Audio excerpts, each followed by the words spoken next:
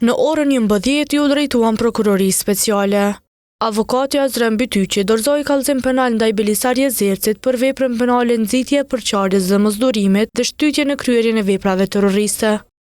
Sipas Bytyqit, Jezerci, i cili është një herë antar i lëvizjes së Deçanit, në vazhdimsi në rrjetet e tij sociale bën thirrje për shfarosjen e muslimanëve.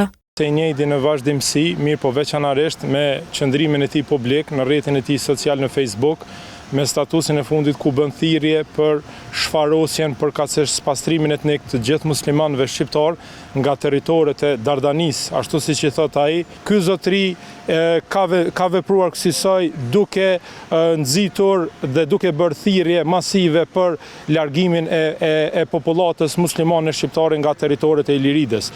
Bytyqi thotë se organet e drejtësisë nuk janë duke trajtuar në mënyrë të duhur rastin e grupit të Deçanit. Kurse ndaj grupit Deçanit, ky institucion ka politikë selektive, pra nuk mban drejtësi dhe i vënon vesh në lesh dhe nuk i intereson fare dhe i mbyll gjitha dosjet dhe nuk merr asnjë lloj veprimi të shpejt, duke ditur që ky rast është një rast i paprecedent.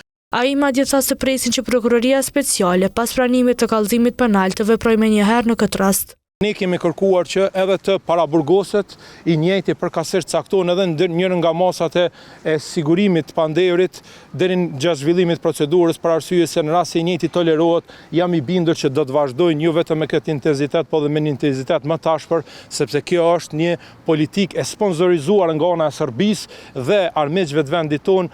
Kallëzimit penal të avokatit Bytyqi është kundërpërgjigjur përmes një shkrimi në Facebook Belisar Jezerci.